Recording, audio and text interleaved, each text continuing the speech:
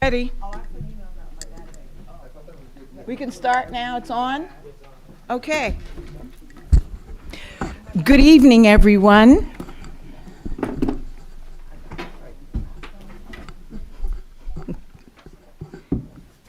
Happy New Year and welcome to the January 6th Township Council regular meeting. This is a regular meeting of the Council of the Township of Montclair. It's being broadcast live on Channel 34 and is streaming live on Montclair TV 34 YouTube channel. It's available on demand and can and will be rebroadcast. The meeting is called pursuant to the provisions of the Open Public Meeting Act. The meeting was included in the annual notice of the meeting schedule as set forth in Resolution R-25-352. It was adopted by the Township Council at the regular meeting of November 25th, 2025, advertised to the official newspaper on December 25th, 25, January 1st, 26, and January 8th, 26. It was posted on the bulletin boards outside of the municipal building, and it has remained continuously posted. In addition, a copy of the annual notice is and has been available to the public and is on file in the office of our township clerk. Please rise for the Pledge of Allegiance. I pledge allegiance to the flag of the United States of America and to the republic for which it stands, one nation, under God, indivisible, with liberty and justice for all. Madam Clerk, welcome back. Would you be so kind as do the roll call, please? Yes, Mayor, thank you. Deputy Mayor Anderson? Here. Counselor Birmingham? Here.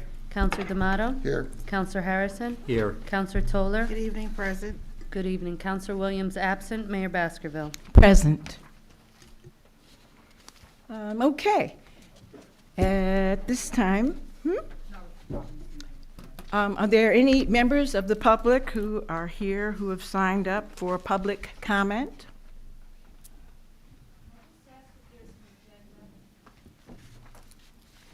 There's none in the back there? I don't know what's back there. I'll make a couple copies. Thank you so much. I understand.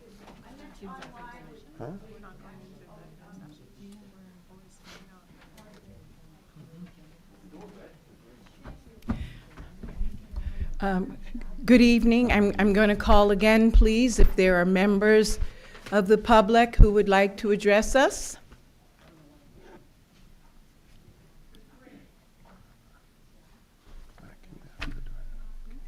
Seeing none, we're going to move on to the consent agenda.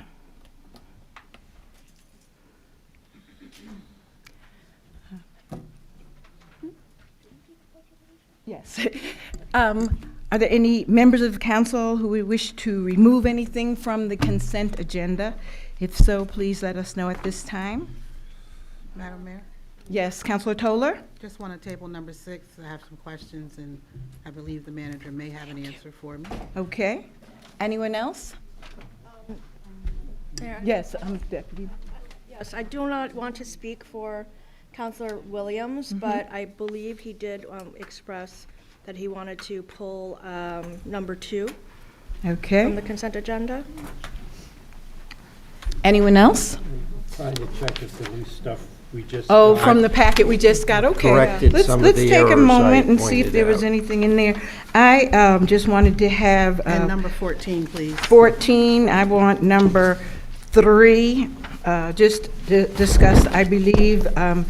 Thank you to the chair of our finance committee. I believe that I got the information that I need, but I'd just like to make sure that I am understanding correctly how we ended up on number 4. So that's 2, no, I said 3, I'm sorry, it's 4. 2, 4, 6, and what was the other one? 3. 14. 14, and we're still looking?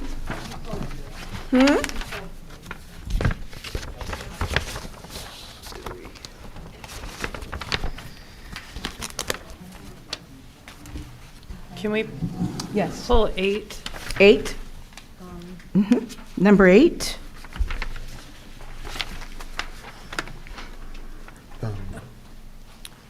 Should we?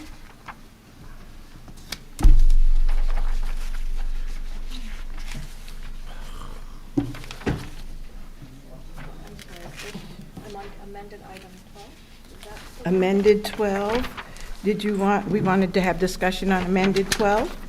Okay, I don't you know know. if people were referring to that, which was used to be, Resolution appointing a member to the Housing Commission? yeah, this is the one that we just got.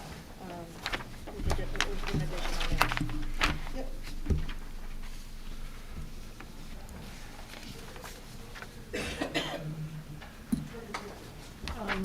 And there are other spots open, so if other people have other names, we would really like to have them so that we can get them on there. Yeah, at least 5. Yeah. I would Yes. like to pull number 7 for second discussion. I have a question. Number 7 for discussion. That's 2, 3, 4, 6, 7, 8, 12, and 14. No. Oh, did you want it pulled? Oh, I'm so sorry. I didn't know that. 12, okay. Do we have 14 pulled or? Yes. Okay, Yes, okay. I asked to pull it just for discussion. Anyone else? Council D'Amato, anything that you would like for us to pull at this time for further discussion?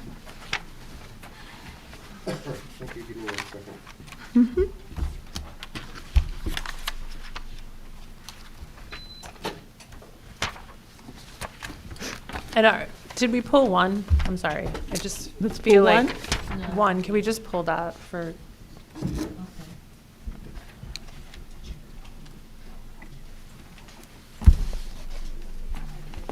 We have 2, yeah, and 8. 2, 7, yeah, we have 8. The ones that we have so far are 1, 2, 3, 4, 6, 7, 8, 12, 13, and 14. Yes.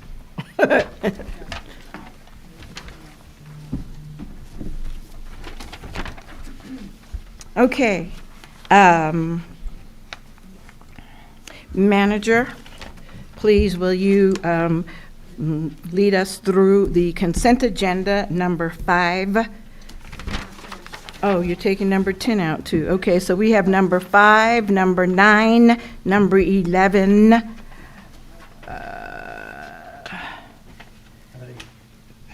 Was, 8 8 was went. pulled, okay. Number 11, and then what about, was 13 in or out? I have 13 in. 13, I have 13 in, and I have 15 in. Is that correct? Take 15 out. Take 15 out, okay. So we have 1, 2, 3, 4 items for the consent agenda. Number 5, number 9, 11, and 10 was out, yes, and 13. Is that what you have, Madam Clerk? Yeah. Thank you. Do we have a move-in? Hmm? Do we have a move-in for those 4 consent Well, items, I didn't know Mayor? if the manager wanted to Okay, read sorry. through them or anything so that people will know what we're doing. would you like me to read them by title? Yes, Okay. please. Thank you. So item number 5 is a resolution authorizing renewal of contract to Edmunds GovTech for support and maintenance of proprietary software for township financial, utility billing, tax collection, and accounting services. Can we ask questions now on this one? Yes. Can you just go into a little detail? Is this a renewal? Is this, are these license fees or are these support services? Edmunds is a proprietary software program that most municipalities use in the state of New Jersey, so that it's a software licensing It's fee. licensing fee. Yes, Okay, good. For financial Yeah, accounting For the purposes. tenant, for how long? It's a year, my understanding is it's a year-to-year contract. It's just a year to year, okay, that's right. Okay. Well, number 3 is in, right? Yes. Manager, can you do number 3? Okay, I thought Thank 3 you. was pulled. Item number 3 is a resolution authorizing the township to pre-qualify and award fair and open contract for a municipal financial advisor for calendar year 2026, which was RFP 26-P02. Okay. Next item is number 9, a resolution authorizing purchases from vendors pursuant to contracts with certain approved county and New Jersey State cooperative cooperative contracts pursuant to NJSA 40A:11-10 for calendar year 2026. Item number 11 is a resolution awarding fair and open contract to Axon Enterprise, Inc. for body-worn cameras, in-car video cameras, and cradle points for the police department with New Jersey State Contract 17 Fleet-00738. And item number 13 is a resolution authorizing the award of a non-fair and open professional services contract to Clary Jacoby, Alfieri, and Jacobs LLC to provide services as interim township attorney for calendar year 2026. Thank you. Number 7, I have that as being on the consent agenda too. Did we pull number 7? I think Yes. We Councilor pulled number Harrison. 7. Okay, thank you. All right, so let's start at the top with number 1. Who was it that asked? Oh, yes, thank you. Yes. Please, Madam Clerk, May I have a movement, Mayor, on the consent agenda? I so move. Deputy Mayor Anderson? Yes. Counselor Birmingham? Yes. Counselor D'Amato? Yes. Counselor Harrison? Yes. Counselor Toller? Yes. Counselor Williams? Yes. Mayor Baskerville? Yes, thank you. All right, let's start with number 1, please.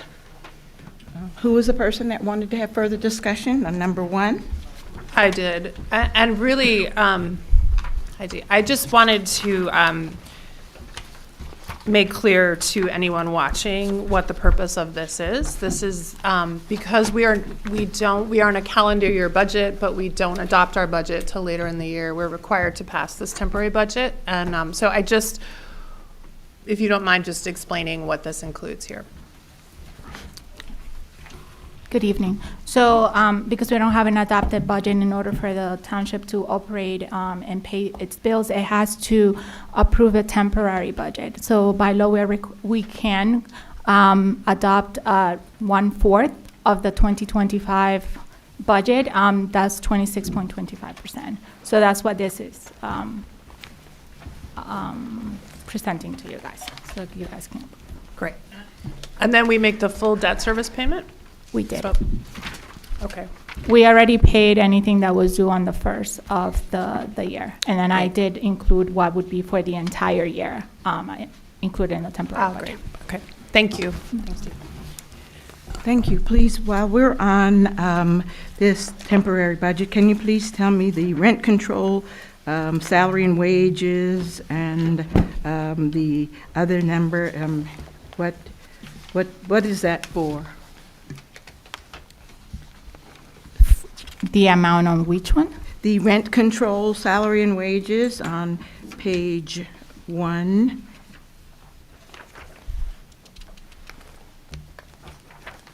So that was just a percentage of what was already adopted in 2025. I was just going down the line when I had prepared. Mayor, that's for the administrator position. It's for the rent control administrator's position. Okay, and this is a person that's in the board that we set up that's going to help administrate? or- Administrate the rent control ordinance. Right, Yeah, okay. all right. It's just And the can one you person. tell me a little bit about the position for $28,000? What is this person doing? Well, she's in receipt of any complaints from either a tenant subject to rent control or the rent control landlord. She prepares the responses for my signature when needed, sets up the hearings and the meetings. Is this a full-time? It's full-time. Person with pension Well- and benefit? Yes, right now we have the paralegal performing this function too. That's kind of been flipped. But, and so is that, then, was a paralegal getting a stipend, and this is now not the paralegal, or is this just addition money for the paralegal? I'm just trying to figure out how Madam this Mayor. works. Yes, sir. Before we get too far into this, if we're discussing the duties and responsibilities of an individual employee, I think we would have to rice notice them before we have this discussion. Okay. And so then when we're voting on something and we're not really clear about it, then should we just pull this for another day? I'm just trying to find out, I don't know when I'm seeing this, what that job is. Mayor, this is just authorization for the finance department to fund that position should there be a person. I believe it's just been prepared based on the previous year's budget. It's just a budget. It's not an expenditure or an authorization to expend per se. How many years have we had that position? Since April 2022, when you guys were here. May I clarify? This is a position that's required by Deputy ordinance. Mayor? It's required by ordinance. Yes, that's, The administrator and the officer okay, position. thank you. I was just trying to find out, though, if the position changed. Can they tell me if the position has changed without telling me the responsibilities and duties? Did it change from the previous year? I really want to know anything that's on here that has changed from what it was before. There's been no change in that function. The change has been the responsibility of the person performing the function. Thank you.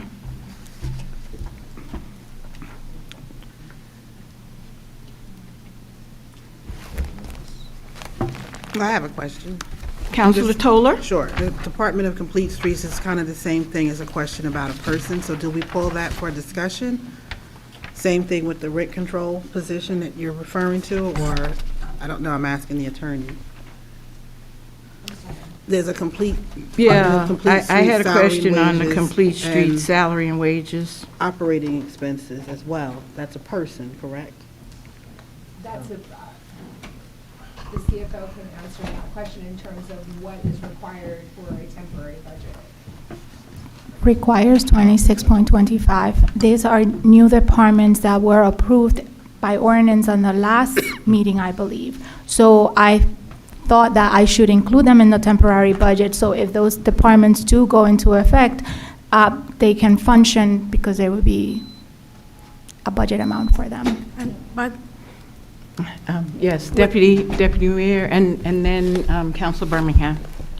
just, yeah, with respect to, I mean, this is just the temporary budget, I understand that, but just, I want it to be, with regards to the complete streets position, that was also like the rent control position created by ordinance, and we have been actively recruiting to replace that position, the vacancy.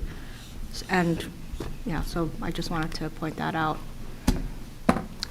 Yeah, and so understanding that, right, and when you see this salary, I'm trying to figure out, is that the entirety of the complete street salary and wages? So, if I may, It's 1/4 of the salary. Of the budget. Okay. That's 1/4 of the salary, anticipated salary of that individual? no. Okay. So the temporary budget by statute is 26.25% of Okay. the previous year's Okay. budget. So the numbers you're seeing is just a calculation based on what was budgeted last year. It's not based on, Got it. just for the first 2 or 3 months of this year. Got It's it. not based on what's projected for the entire year. Great, thank you. It's more prescriptive. than- No, I appreciate that. Got that? Yes.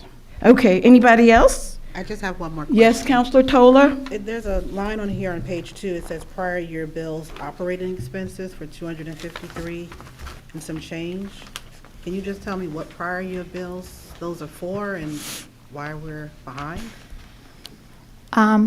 They were there are a few vendors that were not paid for a couple years. I don't know all the details, but there's Verizon that has old bills, and then there was other vendors that are behind. So I try to come up with an amount based on what I saw that was outstanding, so that we can make payment as soon as possible and just clear those old accounts. But this number could change if we do this again in the near future, correct?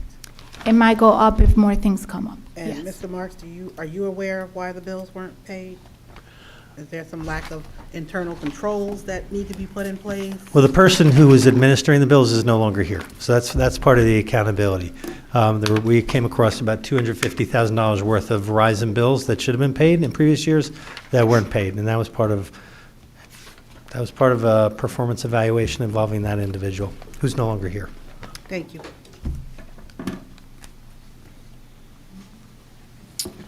Okay, I'd like to make a motion to accept item number 1. Second. Madam Clerk?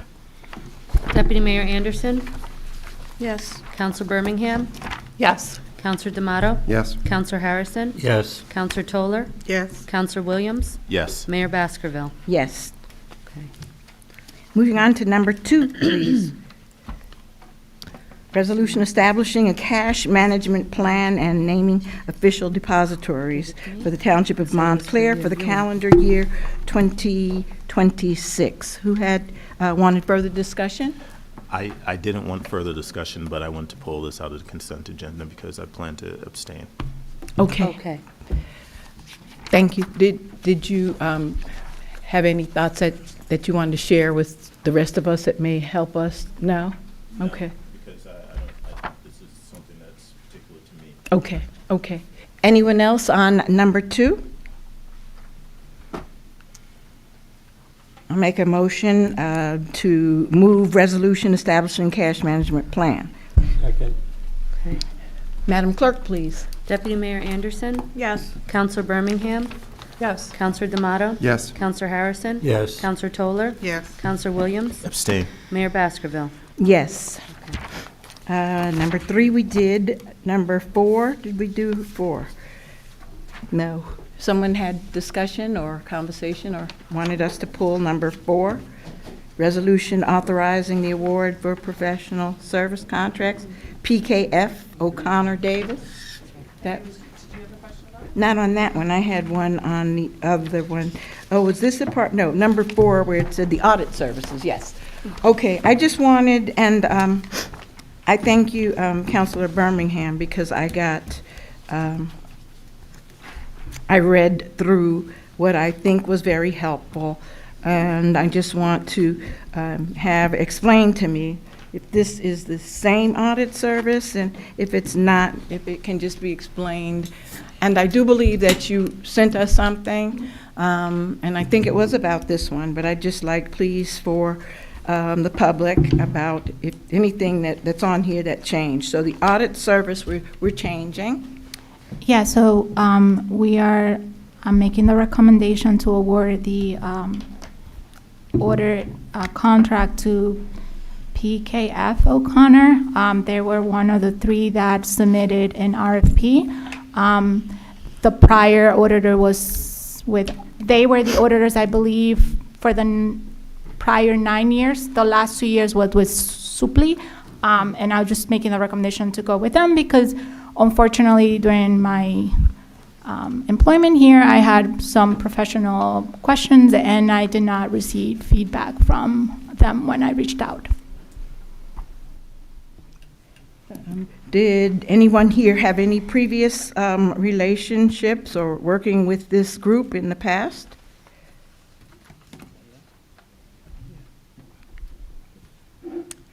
No. That's a no. Okay. Anyone else have any questions on that one? I have one question. Yes, sir. Just as a general principle now, how many years what would be best practices in terms of cycling out our auditor? So the 3? GFOA usually recommends that you rotate auditors every 5 years. 5. And that is to try to keep the cost at a minimum. But this is not going to have a very significant change on the cost. All three came around the same price, so it's not a increase per se. So if they do a good job, we would expect to keep them for another 4 years? Yes. Okay, thanks. So moved. Second. Madam Clerk? Deputy Mayor Anderson? Yes. Counselor Birmingham? Yes. Counselor D'Amato? Yes. Counselor Harrison? Yes. Counselor Toller? Yes. Counselor Williams? Yes. Mayor Baskerville? Yes. Are we at number 7 now, or am I missing one? 6. 6. Okay, number 6, please. Resolution granting authority to the Chief Financial Officer to prepay selective bills.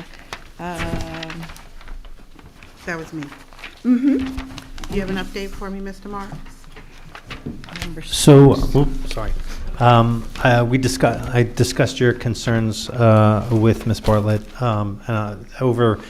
There were 2 items in particular that were on here that the counselor had just concerns over. One was interfund transfers, and the other was payment of pre-authorized or previously Release of- authorized by resolution. Maybe if you could speak to that.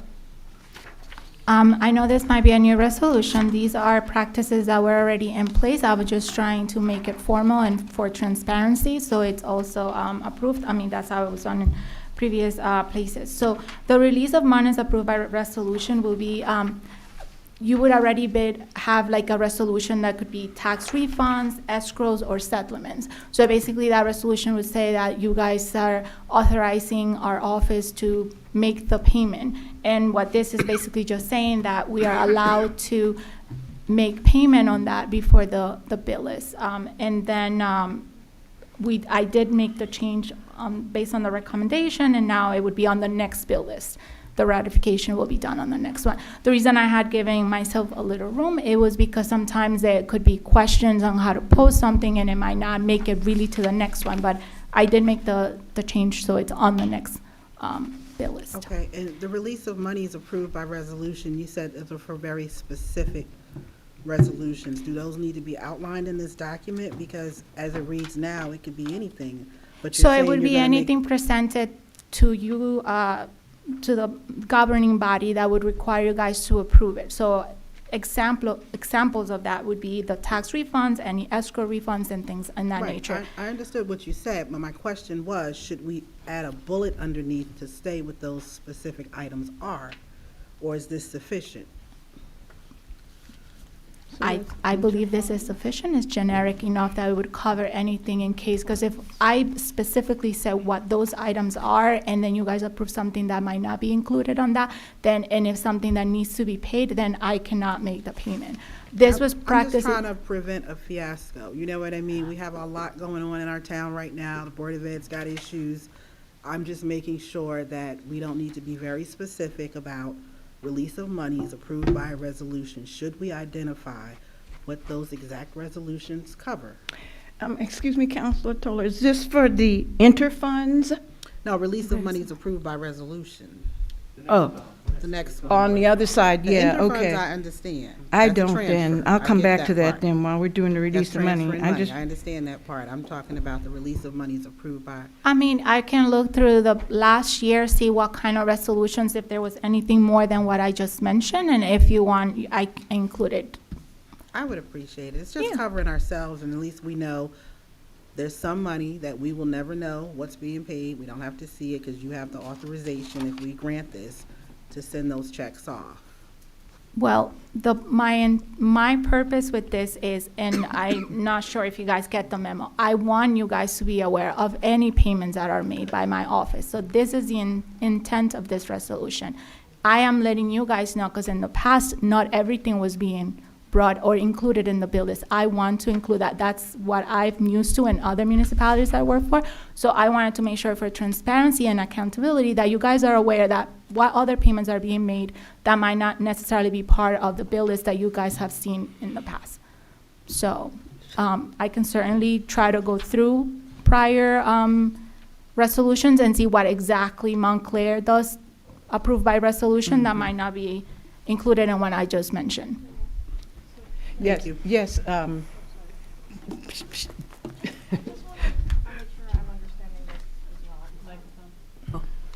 Just to be clear, so this, with respect to this particular release of monies approved by resolution, so does this mean, so we would have already approved payment, right, via a resolution? Yes. So this is referring to things that we would already have taken action on as a council. This is just talking about before it's presented on the bills list, the bill list. Okay. So for example, if, and I'm sorry, if there's a settlement that says we need to pay that person within 15 days, it will give me the authority to make that payment on that person and then include that payment on the later bill list, so you guys are aware that that was taken care of. The next bill list. Yes, the next bill list. So Counsel- the check oh, will have left the building, and then we'll know about it at the next meeting. Yes, and I will change how that's being tracked as well, so there is, it will be numerical, so everybody can see, like, if the last one was 5, that the next one is 6, because right now we were using the date of the payment, and you can have multiple payments on one day, and it will be hard to track. So I am changing that procedure internally in my office. Counselor Birmingham and then Counselor D'Amato. Okay, Counselor D'Amato? All right, just to piggyback off of Counselor Toller's question, I mean, all monies that are dispersed are approved by the council in general. In the past, there were things that were not included. For example, payroll was not included on the bill list, On and the that bill is list. something I that see, I happens. see. So I guess a way to look at this is the question would be, what is not included if you take all of these categories of things and we pass this, what kinds of payments would you not be able to prepay? If you don't give me authorization to do them, then I won't do them. But No, I'm asking you, Everything that's on the bills list, is basically. this is everything that's on the bills list. These would be items that the chief financial officer could prepay before the bills list, send out a check before the bills list is Okay. officially And it approved would show by up on the the. bills list Okay. as things that were Yeah. prepaid. That I understand. I'm just curious, what kinds of payments do we make that are not encompassed by this list of things? that should be all. So it's everything. Yes. So then I'm just wondering why we need to enumerate things. Because in the past, we were making payments that were not being included on the bill list as already as a payment. You guys were only sometimes voting on things that needed to be paid, but not everything that was being wired and paid by finance was included. So you guys were not aware of certain things. I'm trying to be transparent and make sure that everything is Okay. presented to you guys. All right. I think I get that maybe, but I maybe drink coffee. Counselor Birmingham? Yeah, just to be, so every year when we approve a budget and there's an operating expenses, let's just say that we don't pre-approve, let's just say every Verizon expense. It comes in the bill list because we've allocated for it in our budget. We understand we need to pay for Verizon. And so we get it in our bill list and then you pay it.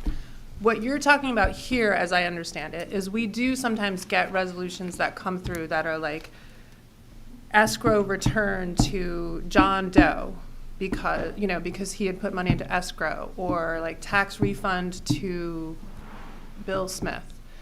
That's what you're talking about here, right? In some of the instances, but like other items are budgeted for, it's just that they were not always included. Like payroll, it is budgeted that there's a budget, Sure. there's salary, every employee gets paid. Those items were not previously included for ratification in the bill list. So if you look at the bill list on the back of it, I think the last page, it includes like checks dispersed, wires. That will be the column that now you would see more activity in that column, and it's just for more transparency. Great. But there's no way to rescind it if we need to rescind it. If there's ever an instance where we need to rescind a resolution or rescind a bill, the check has already left the building, right? Well, most of these things are statutory that we have to Yes, I pay them. understand. But The for the ones ones by that the aren't- resolution, you mean? Mm-hmm. Well, you wouldn't approve the resolution. But if it does get approved and we discover next day or next week that perhaps we want to rescind that resolution and it has an amount on it, how does that prevent the check from leaving the Then bank? communication would have to come up to us that, you guys want to rescind. I don't know how the process for that would be. But we would only take action if the resolution has been approved Okay. on those items that are approved by resolution. I just have one more question, please. Can you give me an example of inter-funds? So that is just when we have various funds. We have current fund, capital, and from time to time, interfunds are created, meaning one fund owes the other one money for if something was paid. Usually we have centralized services or bills that we paid out of current fund. That can create an interfund where current fund made that payment, but part of that was supposed to be charged to sewer. Then an interfund is created, and now sewer owes current. So this is just letting you guys know or giving me the authorization to clear those interfund. It's not wires outside, it's within our own bank accounts that are moving money to clear the interfunds. Got it. Thank you very much. Anyone else on this one? Deputy? No? Okay. I have sort of one last one, which is. Council I- D'Amato? I would just ask the manager, this is a common practice in other municipalities. I'm Yes? sorry, Council D'Amato, I couldn't hear what you were saying. I said, is this a common practice? Is this a common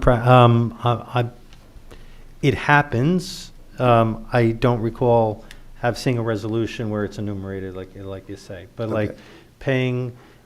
paying the Board of Education their, allotment, if it's not on the bills list, I mean, it's statutory, as Ms. Bartlett said. Most of these items, there's, I don't know, 14 or 16 items. Most of the items are statutory. And the other items that are not statutory are usually enumerated themselves in resolutions. It's resolution authorizing a tax, refund to John Smith. And so you're getting two bites at the apple. One is, the first bite of the apple is authorizing the resolution, or approving the resolution authorizing a reimbursement for an escrow or a tax refund. The second bite of the apple is the actual bills list. Sometimes Right. there's a timeliness issue, a settlement. We had a settlement agreement we'll have it on for the next council meeting. The settlements are often, almost always, approved by resolution. There's usually a time, if you're going through the courts, there's usually a timeliness issue that the settlement has to be paid within so many days. So something like a settlement, you're already authorizing it by resolution, but the timeliness factor, you may have to actually cut the check before the next bills list. So this resolution, in terms of Ms. Bartlett's due diligence, this resolution addresses those items. I understand that. I'm just asking, in your opinion, and I'm not going to hold you to it, do you believe that it is not uncommon that in other municipalities that are well-run, they would have a bills list that includes I think prepaid it's things? definitely belt and suspenders best practice. I don't recall seeing it before, but it's definitely best management practice. Okay, good. Thank you. That's all. Yes. So moved? Madam Clerk, please. Deputy Mayor Anderson, Yes. Counselor Birmingham, Yes. Counselor D'Amato, Yes. Counselor Harrison, Yes. Counselor Toller, No. Counselor Williams, Yes. Mayor Baskerville. Yes. Which one are we up to now? Seven. Number 7. I was the one with the, Counselor Harrison, Question, number 7, please. I'm all in favor of this, but I have a problem with the indemnification clause on the last page. It says that we will hold the county, indemnify and hold the county harmless with reference to any cause of action resulting from any act or conduct or omission by the county or its designee. And normally, things like this exclude gross negligence and intentional acts. And I have a tremendous problem agreeing to something where we're responsible if the driver intentionally or grossly negligent runs someone over.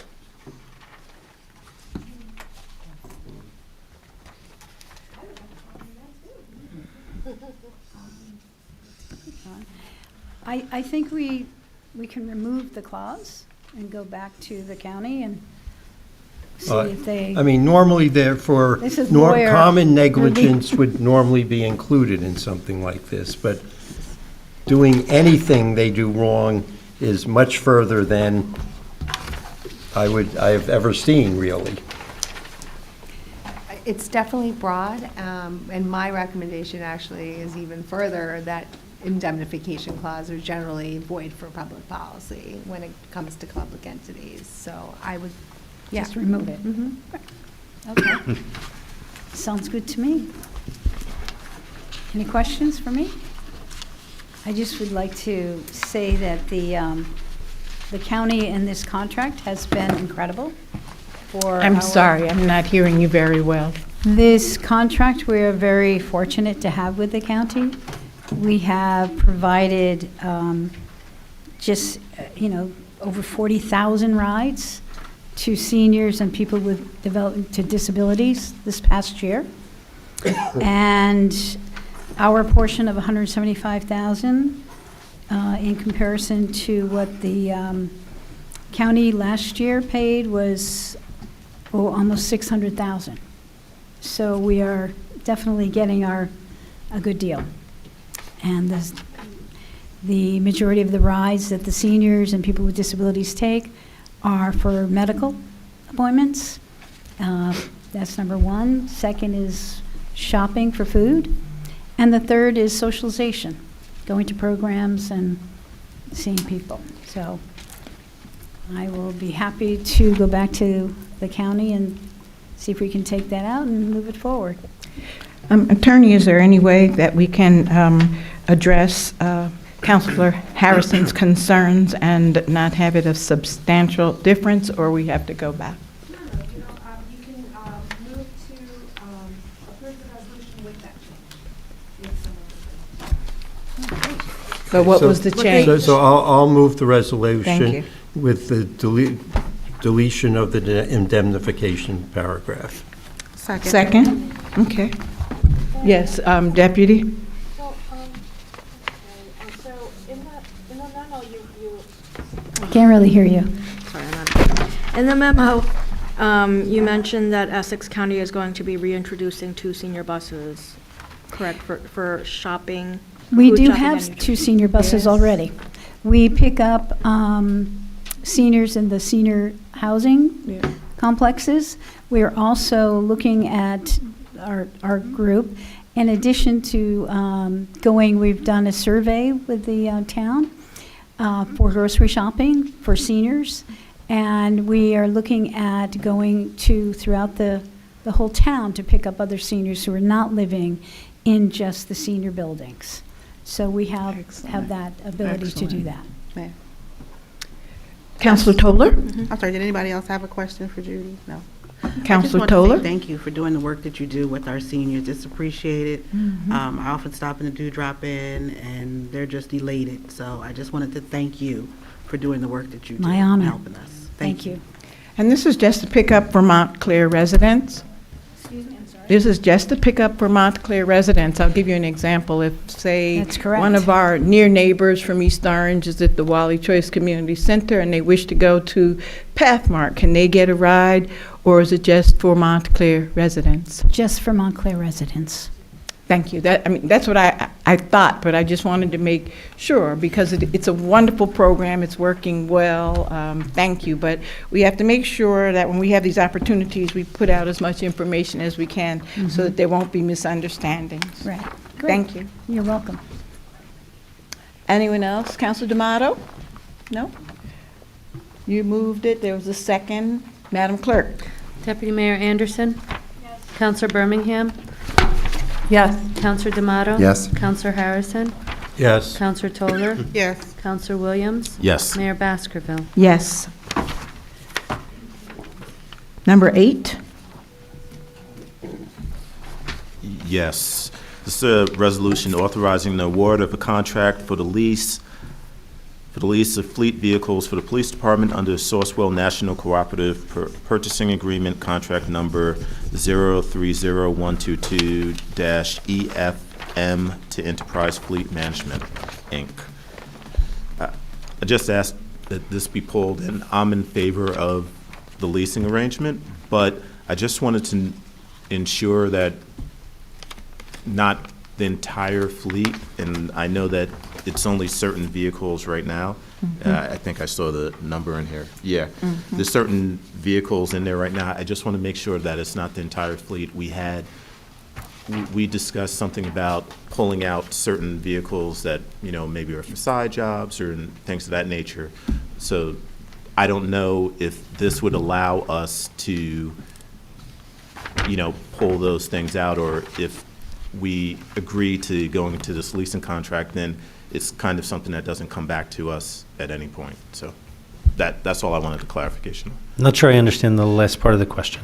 So if we approve this right here, I'm assuming that who's ever in charge of acquiring vehicles at the police department is going to go out to the leasing agent and just start, leasing vehicles, and it's not going to come back here the way they come right now and say, hey, I need a Chevy Tahoe, and stuff like that. It's just, So it's a leasing program. There are 49 vehicles in the police department. This would turn over, I think this is a 3-year contract, but if it's renewed at the end of this contract, basically the program turns over all the vehicles, so you don't have older vehicles more than 5 years old, because there's the warranty implications too. It's a lot more expensive to maintain a vehicle that's no longer under warranty than a newer vehicle. So the way the program runs is that it turns over. They basically purchase from the town older vehicles. They resell them. They give you the credit for those purchases, and then they give you new vehicles. So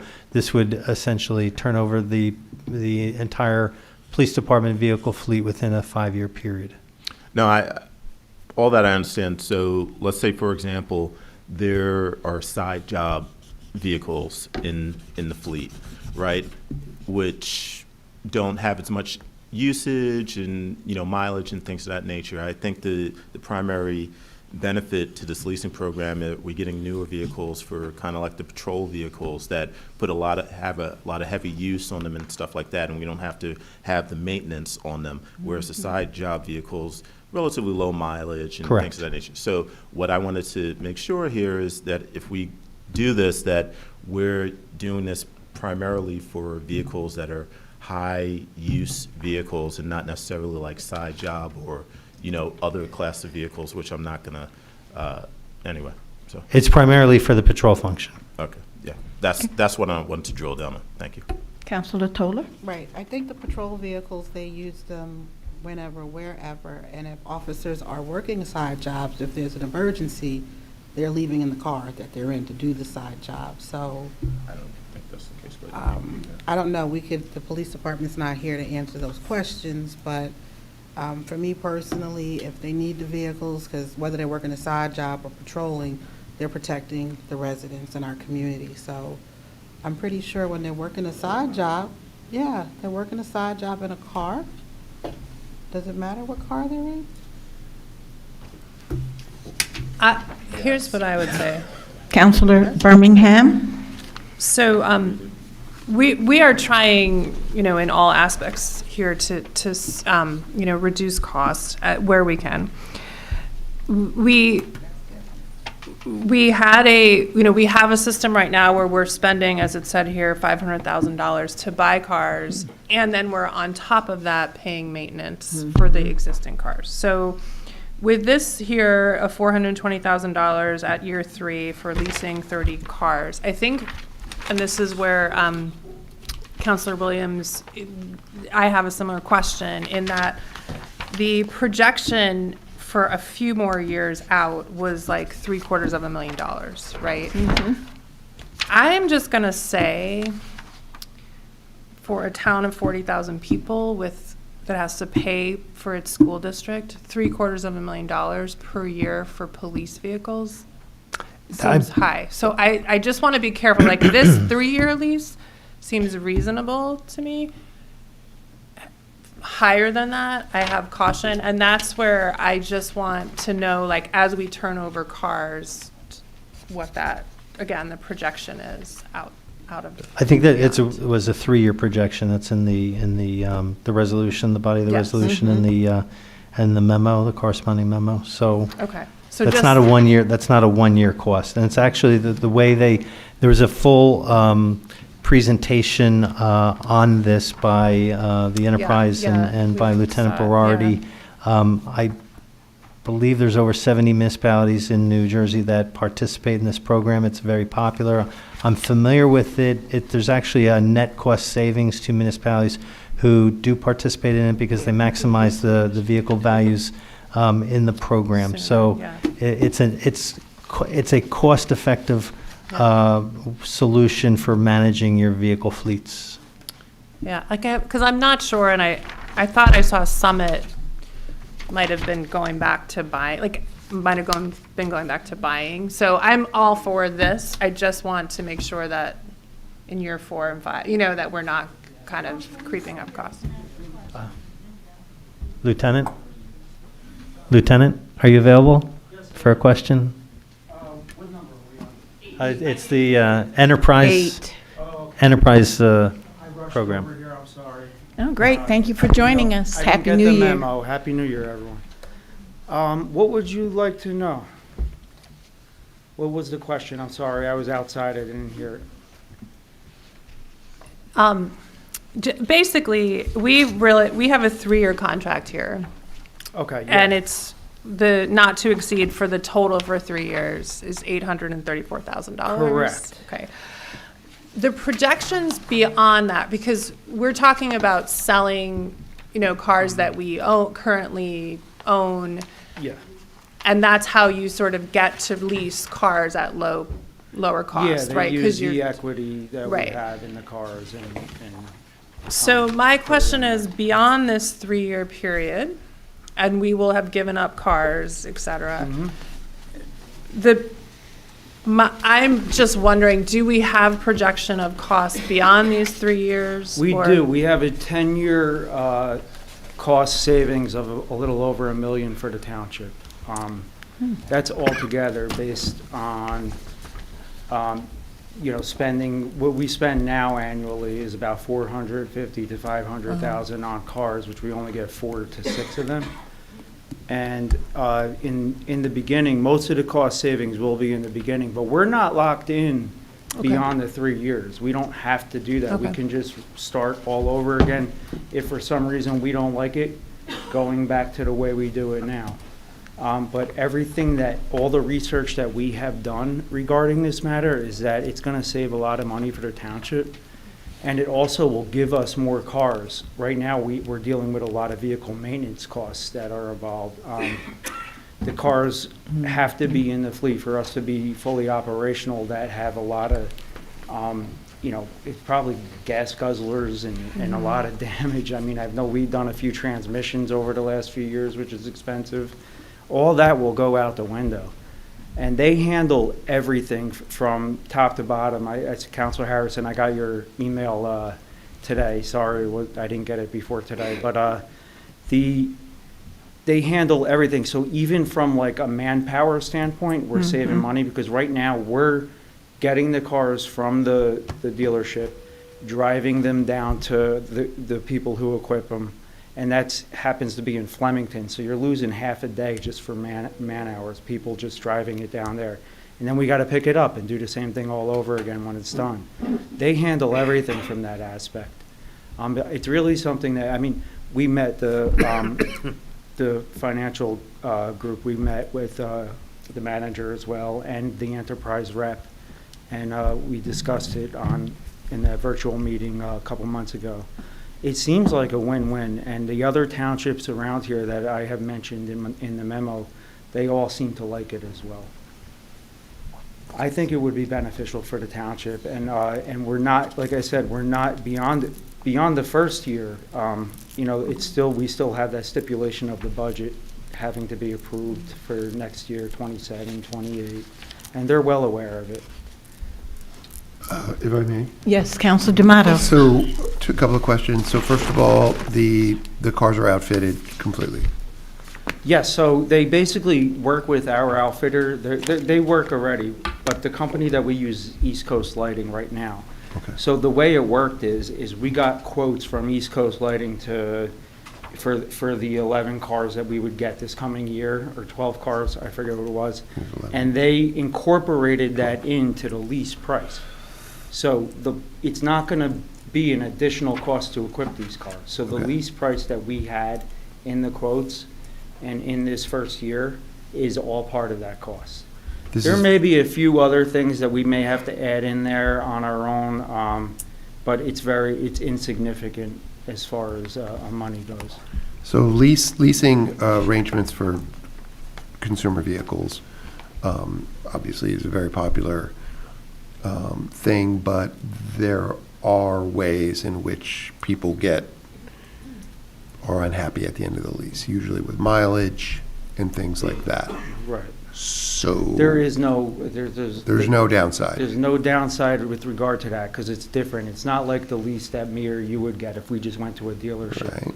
It's basically, the way they said it was like it's like a government leasing program where, like they said, Councilor Birmingham was saying, they use the equity that we have in there and use that towards the next purchase and the next lease. So it keeps the leasing prices down. There isn't an issue as far as the mileage goes. They know what we're using these cars for. It's patrol. They know that there's going to be a decent amount of miles on these cars.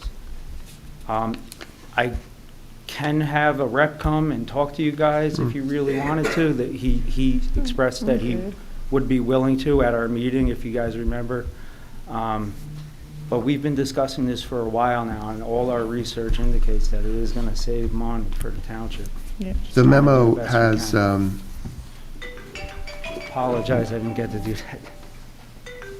Deputy Chief Young. DC. Yeah. so. This is it's a relationship with Enterprise. It's not a transaction. So they want to keep a happy customer. It's not, Sure. and the more successful. I have had personal professional experience with this program in a previous employment setting, and it was very popular. It was very successful. And it was very cost effective. I like the model. I just want to kick the tires. So 1 and 2 and 3, year 3, okay. So what Obligations. you're seeing is that the increase in prices because we're Yeah. going from leasing 12 vehicles to, I believe, then 20 and then, or up to 30 on the third. And the vehicles are all And- new when they come into the fleet. Correct. And when you get to the third year, we will now be leasing 30 vehicles, which if we just stayed at our current model, we would be getting, like I said, based on the type of car, would be 4 to 6 vehicles based for that price that we're paying in that third year. It seems like a real cost. So it's basically, you can start by year 2. You're rolling, the fleet is aging slightly as it goes on, but you can just do a simple division of the fleet number divided by the cost, and it's whatever, Yeah, and- $12,000, and- $13,000 a car. And they keep it on a rotation, so they don't age. So they don't, we never have a car that's like, we're having transmission issues, or we're Right. having severe engine problems. Once we get to a certain year, we'll decide whether, it's the 4th year, whatever, they'll start recycling them again, and then they'll use those new ones that we do in year 1, sell those and use that equity while they're still valuable. And they can get a decent amount of equity and use that towards leasing the new vehicle. That's the way I understand it, and like I said, he would be willing to come here and present to the council. No, it's okay. Two more quick ones. One is, then the issue of like the model types, is that is pre-agreed with them? We or- so they have a set amount of cars that are available, but we can pick and choose which ones we want based on our needs. So we're not locked into a certain model or type. And then where are the repairs done? So they do work with 'cause right now we have a contract with the local mechanic, Montclair Motor Works at Clairpine. I don't know when that contract is coming up, but I do believe it's coming up at the end of this year. I think we renewed for 1 year. I'm not 100% sure, don't quote me on that. But they do work with local mechanics and would be willing to have them do it, but they do want a little bit of oversight with it. So we'll just have to report to them, this is the issue, this is what we're doing, and we're bringing it here for this repair. Thanks so much. You're very welcome.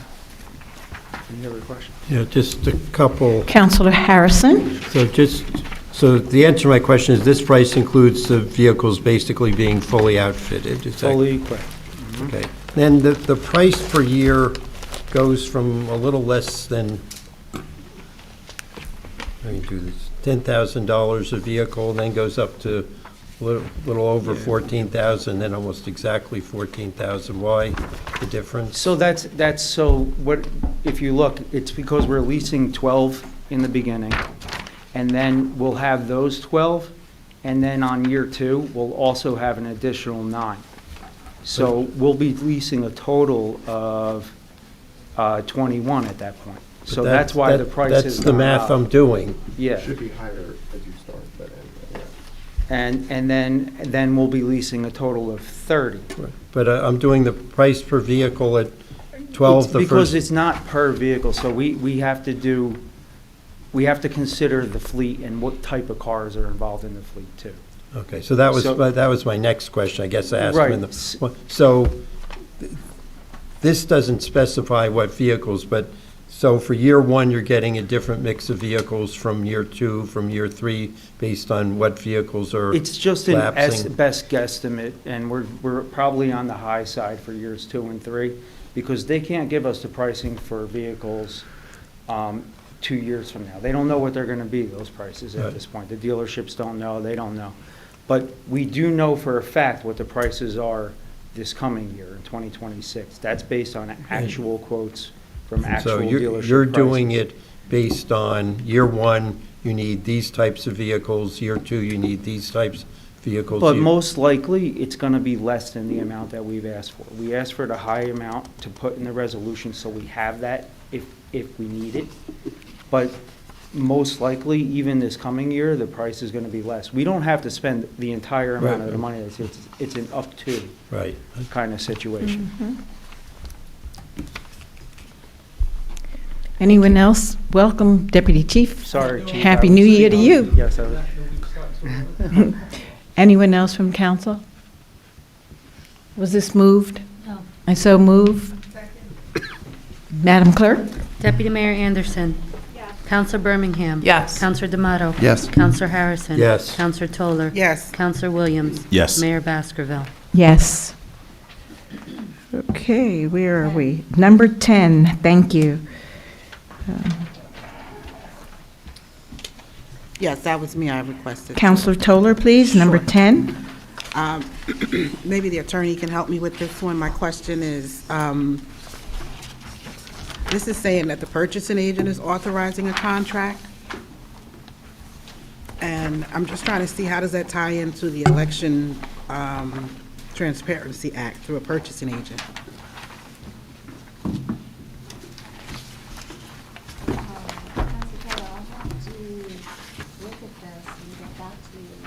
I'm sorry, attorney, I can't hear you. Is your mic Your on? mic's- mic's on.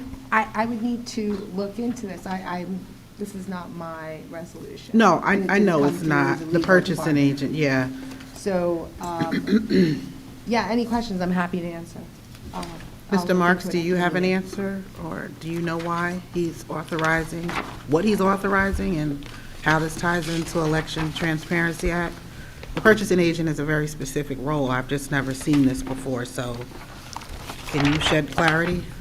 I'm not sure I understand the exact question. Why is the amount increasing? No. How does this tie into the New Jersey Election Transparency Act? Is he authorizing this award of contract? To whom? This is more of a policy. So New Jersey state law allows municipalities and counties who have qualified purchasing agents to actually approve professional service contracts up to the biddable amount. And the biddable amount had been 40 and went to 44, and I believe it's now at 53. So so I think the way that it's tied to the election. What's the name of Okay, I it? get it. Now, so what he's asking for, this is the purchasing agent asking us to adhere to the new state law where we won't see anything that's 53,000 and under. Correct. Right. And I believe that Montclair's already had this policy in effect. Yes, we have. And the reason why it references the election law is because this has to do with pay-to-play. Okay. Can you tell me, please, Madam Clerk, about that pay-to-play part? I'm not that familiar with pay-to-play. The pay-to-play laws, excuse me, and of course, I'll invite the attorney to comment if I misspeak, because I'm going off the top of my head. No, thank But you, when- Madam Clerk. Of course, when you issue contracts, if you go over $17,500, the vendor or the provider needs to provide the governing body, and also it is made public, a business entity disclosure form and a political contribution disclosure form, and those two forms together are referenced as pay-to-play documents. So you do receive that anytime you go over the 17,500. It'll be in your packet, and we also do make it public so that everyone knows. Right. So no one's, Thanks. paying to play. Yeah, well, see, that's what's confusing for me, because it sounds like you're paying to play, and I wouldn't normally think that that's a great thing, you know? Oh, the municipality has denied contracts when those pay-to-play forms have come in completed, and people have seen that or noticed that, the contracts have not been awarded. It has Okay. happened in this township because of Okay. that. Okay, have thank you. another question. Yes, Counselor Toller? Sure. Madam Clerk, you said we've had this in place, and we do this every year, because I thought this was just introduced to us last year under the former manager. Yes, the Because in reason. the past, we didn't have to do. No, ma'am, not until that new law came into effect. Right, and is So this it's, something we have to do? Or is it something? that, I'm not going to tell you what you have to do, but No, I'll you tell know, you. you understand what I mean. Is this, does the law say that we, the town council, have to? Yes, allow you, this? that's why it's presented to you, Counselor, yes, so that the governing body, it's about transparency, so that you're aware that these window contracts are going to be awarded by the QPA. You still will see everything. Nothing's going to change over what has been going on over the past 12 months. It's just being made clear here by resolution. I don't understand, but okay. I think we need to see any contract that comes in front of us in a resolution. $53,000 is a lot of money. This is what happened with the last attorney we had. We didn't know about it because it was $10,000 paid, and then it was brought to us at the last meeting, because then it was going over the threshold for another $36,000, and I had questions because we were unaware we hired an attorney. So this is allowing the purchasing agent to hire vendors, people, under $53,000, and we won't know who it is, what it's for, until much later in life. Is that my understanding correctly? That question's for me or the Whomever, clerk? I'm whoever's sorry. got the answer. Or the attorney? I mean, Yes, you'll that's a still, yes. Okay. if there's any billing involved, you'll still see the bills, the firm, the bills on the bills list. I understand.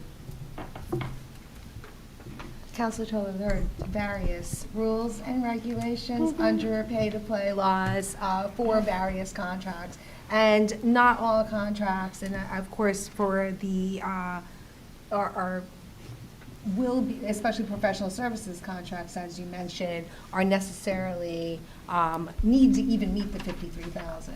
I understand, but I'm just saying this governing body will not see it, will not know about it. That's a fact, Counselor Toller? I'm trying to receive what you're saying, and it doesn't sound like that's really good if we're not going to see something. So is that? Well, we didn't know we hired a firm back in October. No, I remember that. Because it was a certain amount of money. We learned about the firm in December. Because at that point, they had went over the threshold, and they needed to come to us for approval because it passed the $44,000. But when we hire someone at $10,000, we won't know. Or Counselor Williams? $52,000. Counselor Williams? I do remember this from last year, and I get everything that Councilor Toller is saying, but all of the bills have to come to us now. If you have concerns about services being rendered prior to us giving approval, and that seems to be what the issue is here. Well, this is about taxpayer money, number one. And yes, we should want to know what we're spending in advance and not learn about it after the fact.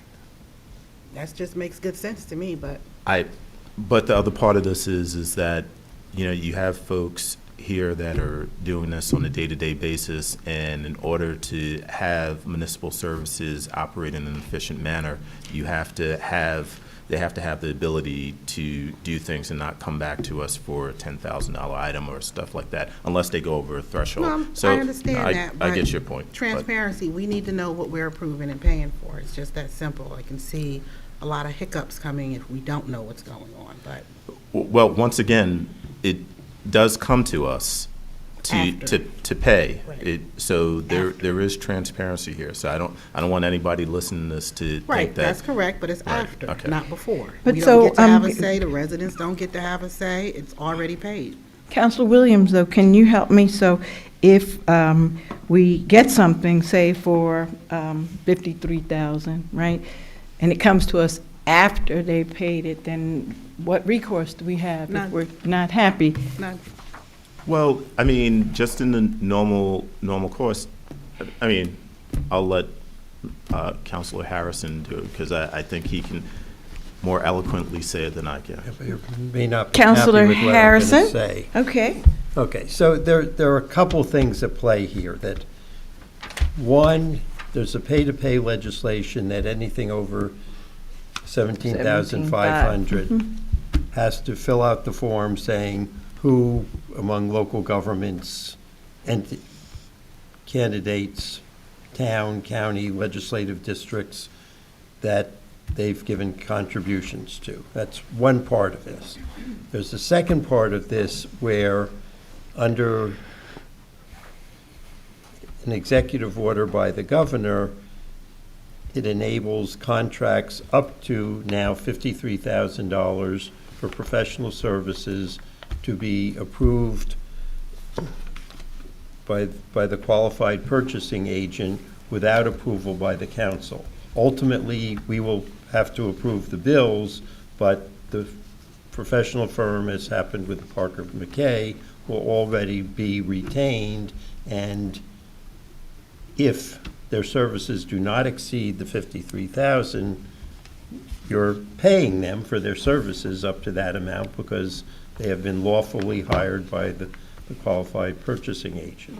So it's a question of the threshold the council wants to allow the administration to do it that way, Right. to issue contracts without our approval in advance. Right, because you said it allows, it's not mandated that we have to agree to this. We can Right. set our own limits on Right. what we would like the purchasing agent to adhere to. I know what the state law says, but we could say anything under 30,000 you can do. 30,000 and $1, bring it to us. Is that correct? Attorney, I'm just saying. I I'm see asking. you shaking your head on that end. So, again, I'm not quite certain, and I can come back to it, but I'm not quite certain that the council has the authority to reject the qualified purchasing agent. No, under I'm not statute. saying reject it. You can't do, well, if the statute allows up to, or executive order allows up to 53,000 and gives that authority to the qualified purchasing agent, the council can't take away that authority. Is that for certain? I don't think so. Not I know- for certain, Is that for but- certain? I don't think Anybody that's for true, certain but on we can that? triple check. Well, Yeah. You Yes. don't when have to Mr. approve it, I can take a look at it. Okay. Please check. Thank Why you. would Counselor we- D'Amato? Yeah, I mean, why, if we don't have the authority Right. to say no to the QPA's authority, then why Right. is there a resolution? Good point. This resolution wasn't reviewed by myself, wasn't submitted Okay. to me earlier, So- so I'm not quite sure what, and why it reads the way it does. Yeah, this is like deja So I'd have to take a vu. look at it because I'm not. This is deja vu for me, and I kind of am with Counselor Toller on this a lot. Just Yeah. like, it is not that we don't trust the QPA and that, you want to be pre-approving every $2 purchase of bottled water, but it's like that number, 53, feels like a real number. Yeah. It is. Now, if I can also go off script and just say something that, like, the actual transaction that happened that we're talking about involved a firm of the, that I have no problem with the service that they're providing. But it does involve a related series of business entities, let's say, and political entities of the sort that I don't want to see. That, you know, it was exactly the wrong check that was cut. That, in fact, I was showing this around, Yep. obliquely turned into kind of weird, That's what we a spend weird our money political on. attack on an esteemed member of our community. And I'm not using this as a prop, it was just Yeah. literally sitting there. So I would like to examine this and just look at where we're at, what happened. I would like to know what are the real world need, what's the real world need, and do we, you know, and again, do we even have if we don't have the power to say no to it, then obviously, what's it even for? Like, why do we have a resolution? So I'm just gonna say Can no. we just table this until Yeah, the and attorney I gets agree back with to you, us? Counselor D'Amato. Can we just table it? Yeah, I'm Before not- we table it, though, I just want to ask Counselor Harrison, who seemed to have a breadth of knowledge here. Is it your understanding that we don't have a choice here? Because I agree with what Counselor D'Amato was I will saying. await our You're gonna attorney's wait. research. Okay, so I'd Mayor. like to make a motion that we table, no, yes, Second, I'm sorry, The change in law is increasing. right, the The amount. threshold from 44,000 to 53,000. Correct. So that I'm assuming that we have been adhering to that threshold, that Yes, fee threshold. the 44, yes. But it becomes more real. I think I heard Councilor D'Amato say that, Councilor Toller, myself. Becomes more real when you hear 53,000. That sounds like a pretty big number. So I'd like to make a motion to table this until the 27th. Thank you, I'll second that. All in favor? Aye. aye. Aye. Any opposed? No. Any abstentions? Okay, where are we? We are at number 13? Did I miss one? No, 12. Number 12, please. We already passed that one. Number 12, please.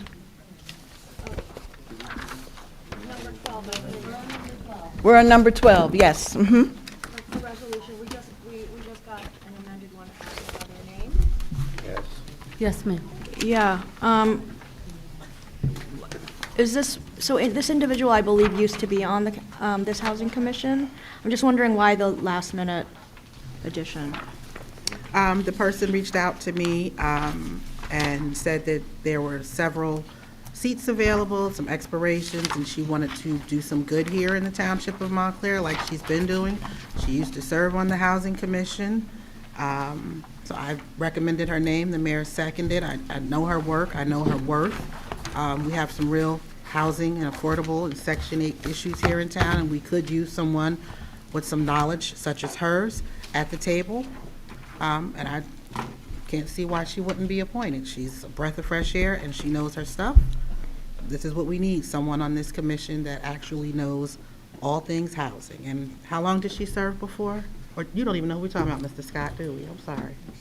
Yeah, I Served agree with before. what And she was Councilor the chair. Toller is saying, and I was on the Housing Commission with this individual for a long time, and she is just very, very knowledgeable. Extremely knowledgeable. With everything in our township from one end to the next, and she was participating, I think at one time, she was a co-chair. There was a change in circumstances in her life for temporary time, and now that no longer seems to be a problem. We were all very, very sad to see that her life circumstances caused her to step down.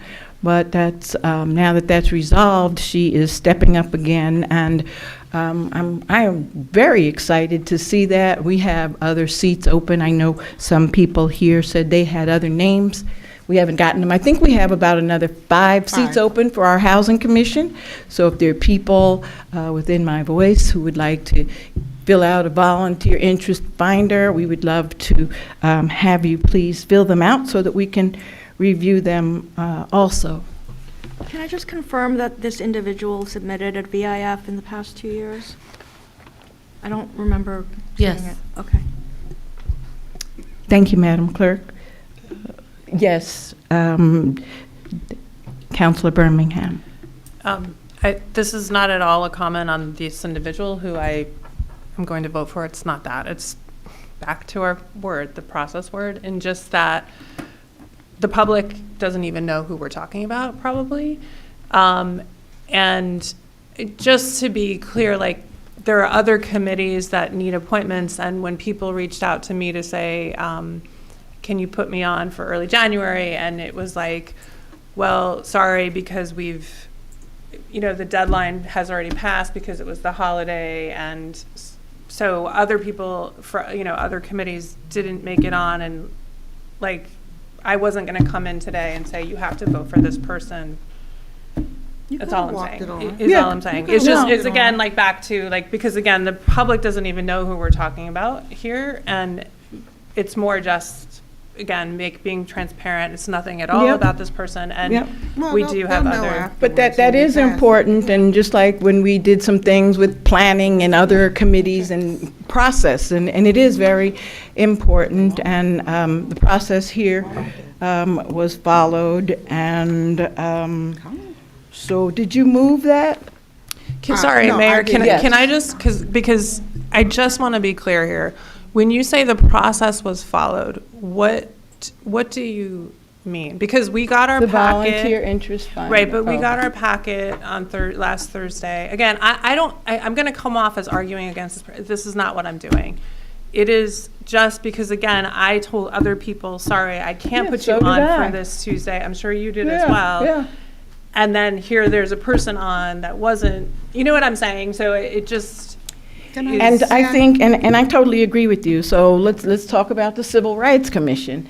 Because of the timing of these meetings that we're having, you have a meeting, you have a special meeting, you have an emergency meeting, then sometimes, we get behind, and I was not able to get some appointments too. I know that this appointment was viewed as special circumstances because they need to have enough people to take care of their business, and that's how that was presented to me from that committee. And so I agreed to go along with it. But I totally agree with you. Even we got something, I guess, from Planner Tally today or yesterday. And so, yeah. And as we move into 2026, I think that that's something very big for all of us. And, we need to get everything written down. And I know Deputy Mayor's been trying to do this for a while, and we need to follow the process. I totally agree with you, because it's not just the Civil Rights Commission, the Housing, Historic Preservation, and that, luckily, the Madam Clerk was kind enough to let me know that that is a mayor appointment for all of those, and so I don't need to go through here. But I agree with you 100%. Yes. Thank you, Mayor. I appreciate you saying all of that. Is there any issue then, considering, just we're trying to adhere to process and transparency, to move to put this on the next meeting agenda, if there's no urgency? Just because, Because they Yeah. don't, the seats are There's expiring, urgency. people have left, there's urgency. well, there are five other spots open, so what's the urgency? But the other, and the other ones are not reappointed. There is a sense of urgency that was presented to me, and I don't see that this is going to harm anything. I mean, it's not going to be the first time that we haven't followed process, and I'm just wondering, today, if the Housing Commission is saying there's a sense of urgency, they need people in order to do their work, I don't know why we couldn't grant this like we've granted other appointments that we've made and some other things that have gotten on our agenda. I don't see the harm, and I guess I'm trying to weigh, is it going to be harmful to somebody if we do that today? And I don't see that it's going to be in any way harmful, and I do feel that it's going to help the Housing Commission to move forward. They've got a very important meeting coming up on the 20th of this month, where they're having some outside people, and I just think that it would be helpful. Mr. Marks, would you like to weigh in on this topic? In my perspective, this is a purely legislative, policy-oriented discussion, so I don't want to be over my skis on this. Councilor Toller, Yes. are you having a dialogue here, or you want to keep that down No, there? no, Because I want to. I wanted to know if the manager had any input. Oh, or say, no, that's he all. doesn't. No, and Counselor Williams thinks I'm being No, you facetious, don't but he need doesn't to. know what he's talking about, because I had a conversation. All right, so then let's Earlier let's with the vote. manager. You moved it? Sure. I second it. No, I Roll didn't. call, please. Deputy Mayor Anderson? I'm going to have to abstain, and, not for the, not because of the, Counselor Birmingham? Yes. Counselor D'Amato? Yes. Counselor Harrison? Yes. Counselor Toller?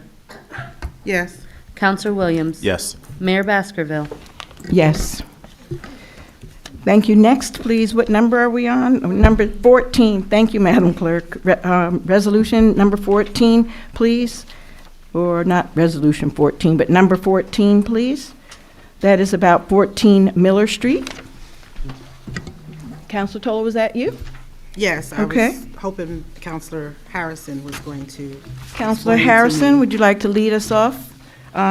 We are now talking about a resolution authorizing a study to determine whether block, what is this, 3112 Lot 4, located at 14 Miller Street, is an area in need of rehabilitation. That's the discussion now.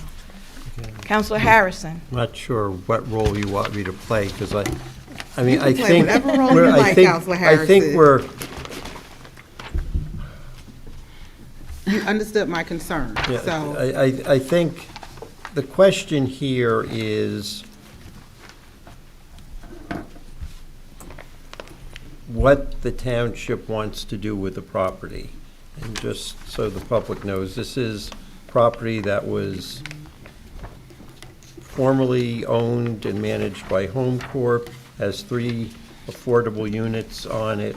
Home Corp decided to sell the property, the township purchased the property, so there would continue to be 3 affordable units, and the question at this point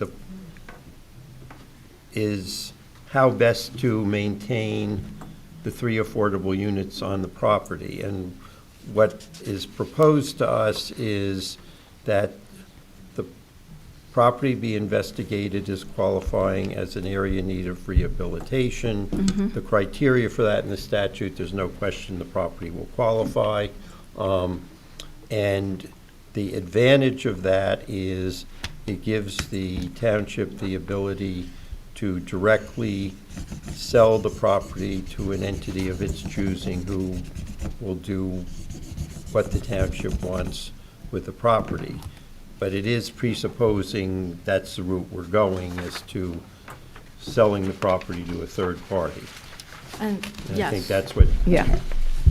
And- Counselor Toller's concern is. Right. Correct, and I'm sorry, no. Counselor Toller? Sure, thank you. I know that Counselor Anderson had a question. So with this, do we need to ensure, or are we at the point where we put in these deed restriction controls? Is this the place to do it, or do we wait until we've found someone and make sure that they don't expire? Because I have some concerns. We can't have Miller Street, it's a historic area. I'm sorry, you said what about the historic area? Miller Street is a historic, Mm-hmm. a naturally historic area. So, my concerns is that we keep the charm and the character of the neighborhood, and this isn't going to hurt that down the road, say 5 to 7 years from now.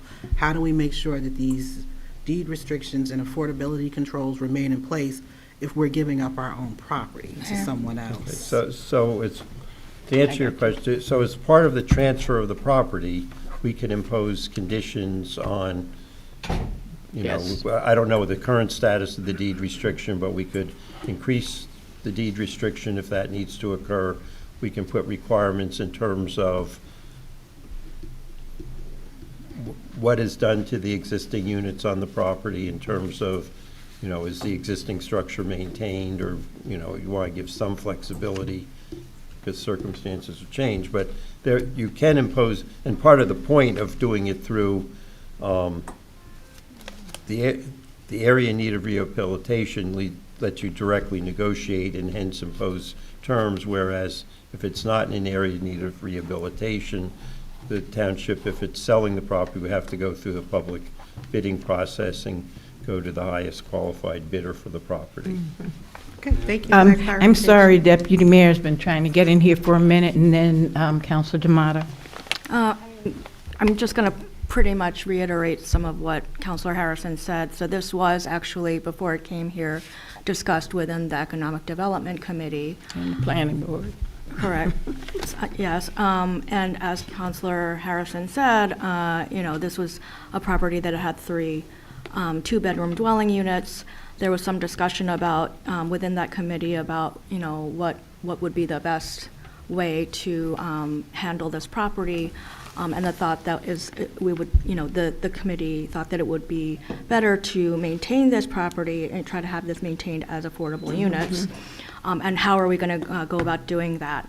So the RFP process was determined to be the best way to, for the township to be able to put in the RFP exactly what we would want whoever the buyer to do.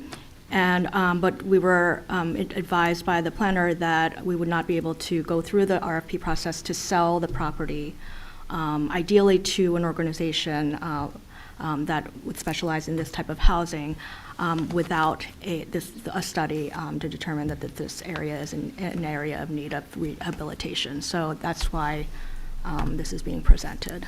Councilor D'Amato?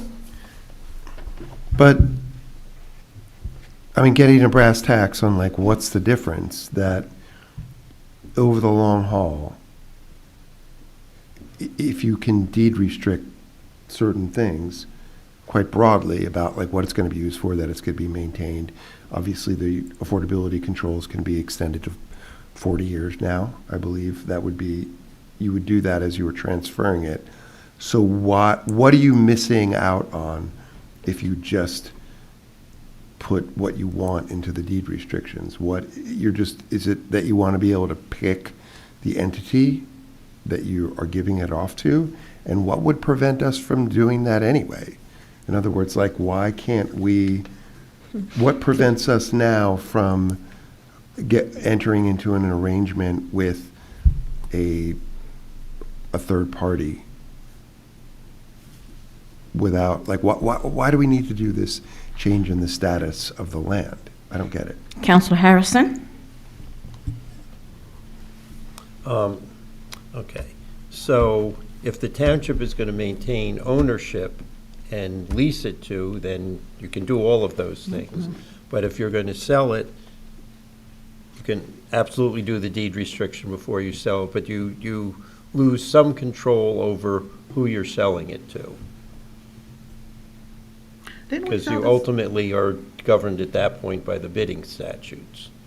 And you can put a bunch of requirements, whether this has a practical difference or not. I'm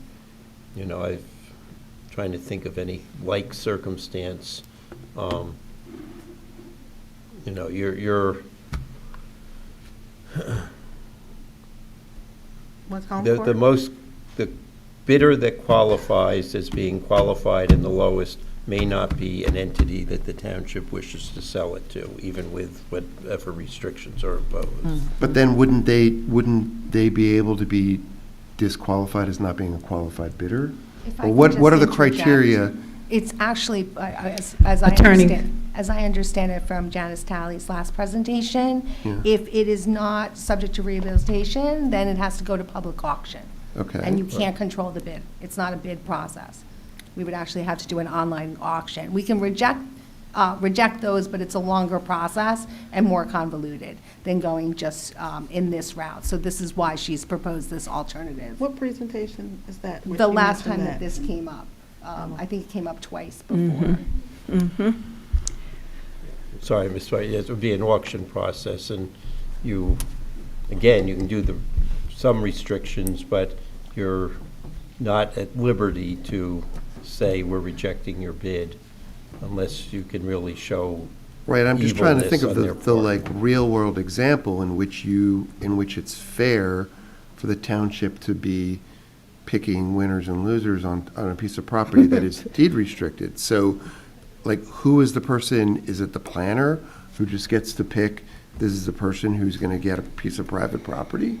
Because that doesn't sound like fair ball to me. Well, it would ultimately be the township decision, council decision. Yeah. I'd like to please give Manager Marks an opportunity. You've been sitting there like you have some information to share. Not so, I don't know if I could enlighten the conversation, but the mayor and council as the governing body is the redevelopment agency for the town, and just as we're going through a redevelopment agreement on another, property in town, you are in the driver's seat. So it's not a way of avoiding, laws or circumventing anything. If we go through the redevelopment rehabilitation process as the redevelopment agency of the municipality, you are in control. You'll be voting on a redevelopment agreement or, I like the controls that are aforementioned. Mayor? Good. Mayor? Yes, Councilor Toller? Right, that's why I asked the question, because I think we sold property to another agency before, and then they lost it and we had to buy it back. So I'm just very concerned with this process and asked maybe this attorney, and Councilor Harrison probably doesn't want to answer it, but when do we put our controls in place? Does it happen on this document or another document? Because I know in EDC, which I sit on, there was full discussion, and I really wasn't in favor of doing this. I felt like the township could be landlords and take over the property, but I was outvoted. I was. So I'm just saying, I'm just trying to understand and make sure that we're protected and preserve this particular street, that this isn't going to turn into some major project or problem later, 5 to 7 years from now, for families.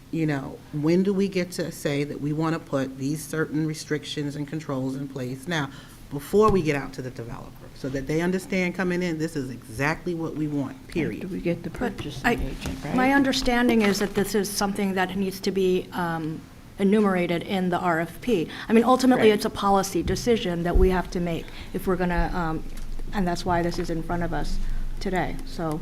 And after you get the purchasing agent. Just Yes, And the deep- I just don't, Yes. explain it to me and the people at home, answer like, you.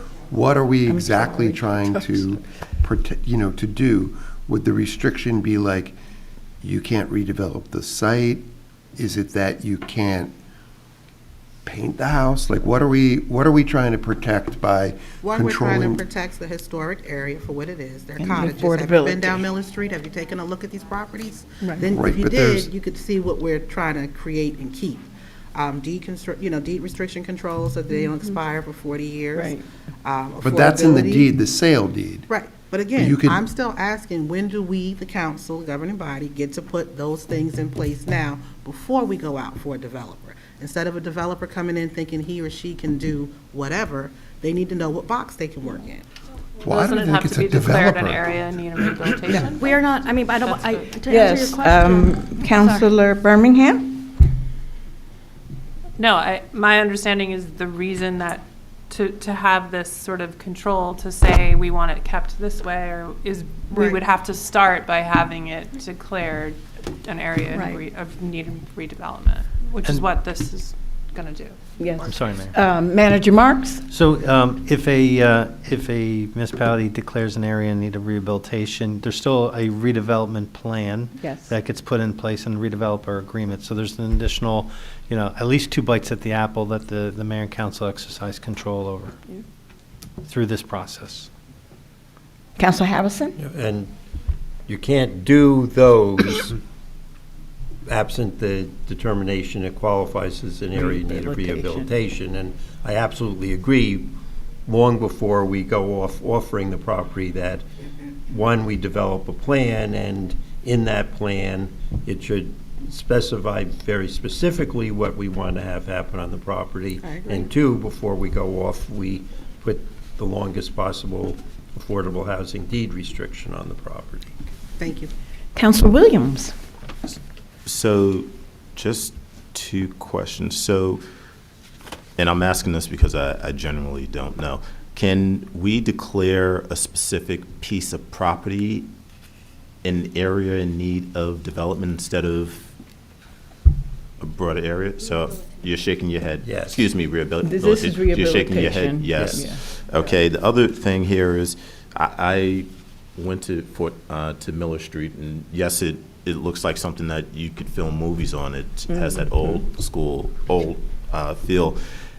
Is there, this block isn't currently, and I don't know, designated as a historic block currently?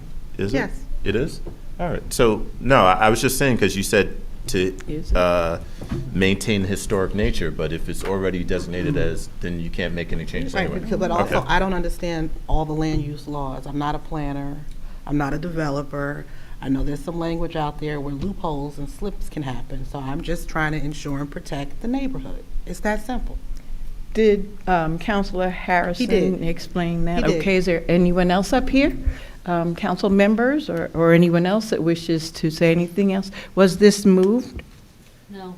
Okay, so move. Roll call, please. Deputy Mayor Anderson? Yes. Counselor Birmingham? Yes. Counselor D'Amato? No. Counselor Harrison? Yes. Counselor Toller? Yes. Counselor Williams? Yes. Mayor Baskerville? Yes. And that's it for us? Item 15. 15, item number 15, please. Okay, I'm the one who had the question. Counselor Harrison. When this was on at the last meeting, I asked about the 2 planning firms that were out of state. Manager Marks explained one of them. The other one, where one of the things, the memo from Ms. Talley went through who the planner was and their New Jersey planning experience, and one of them, it says none, and I'm not quite sure why, particularly since the firms, New Jersey firms, are all well-qualified, why we're authorizing a non-New Jersey firm with no New Jersey experience to do planning work for the township or its wards.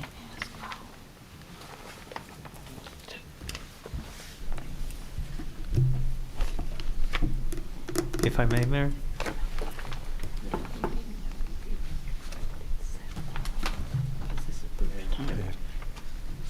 I'm sorry. So by pre-qualifying a list of professionals, it allows the administration to actually solicit proposals from pre-qualified firms for as work comes up. So I'm not familiar with one of the firms that's from New York City, but typically you would solicit, as projects come up, you would solicit proposals from more than one firm based on that firm's strengths or qualifications or expertise, and select the proposal. It's a truncated bidding or RFP process, and it just allows for, by pre-qualifying firms, it allows the administration to expedite a RFP process. So I don't know if that properly No, explains. I understand that, and I have no problems, with the whole long list of pre-qualifying all of those. I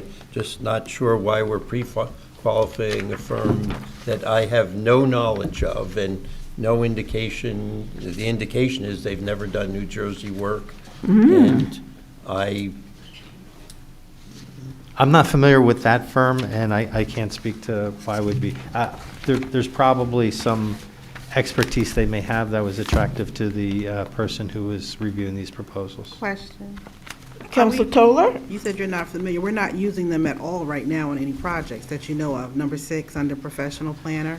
That's my first question. And my second question is, this list that's provided by Ms. Talley, are we ensuring that we're giving each of these firms fair play regarding our affirmative action policies? Because I see one on here that could be a professional planner, but they're listed as a number 2. So she can use any of these, or we I can don't- use any of these? That's my I don't second think these are question. in any particular order. Okay. So when we solicit, I know from other RFPs that I've evaluated, there's a 5-point preference for minority and women business enterprises. So I'm not sure how, assuming we use the same metric, there would be a preference shown for small minority and small business, minority and female or women-owned businesses. I don't know if that answers your question or not. That answers some of it, but again, this list that she submitted, can we amend it to take off, excuse me, number 4 and number 6 under item C? Can't? Number 4, I'm not familiar with number 4. I am familiar with number 6.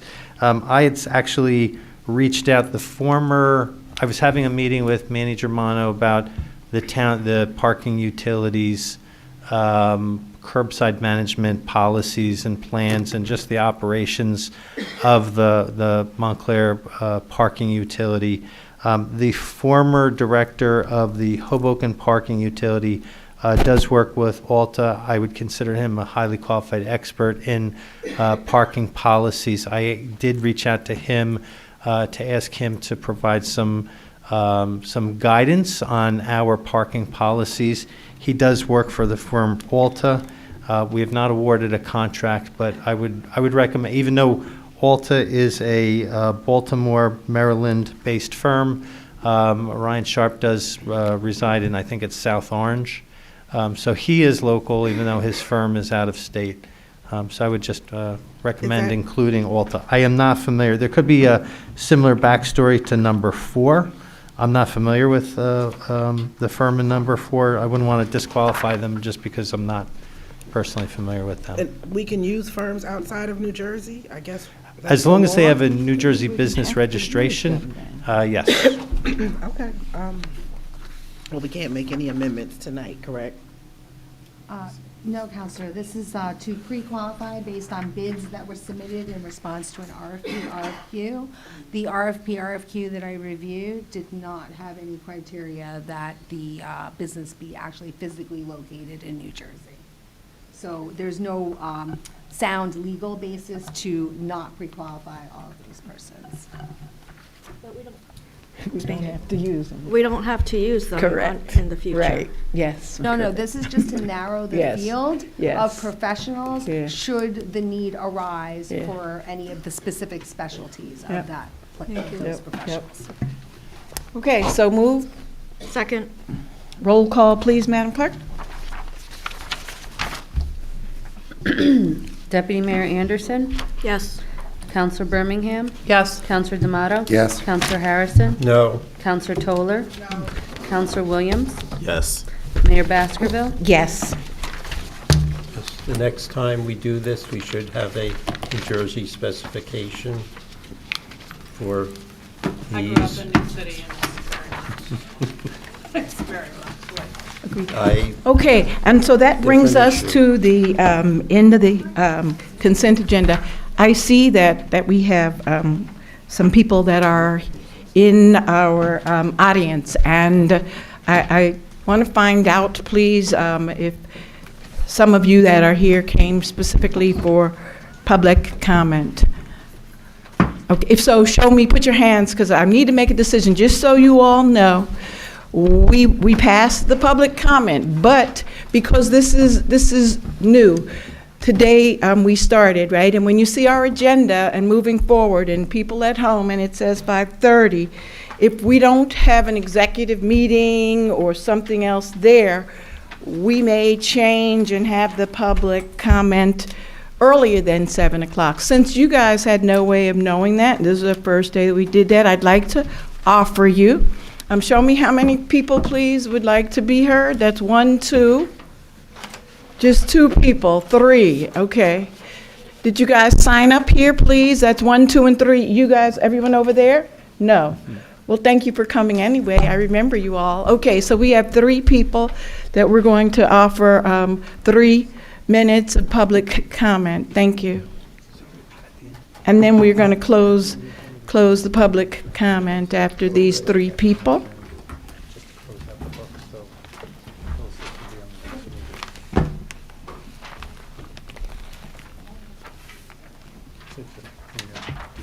If you guys change your mind, just throw a hand up and go sign up.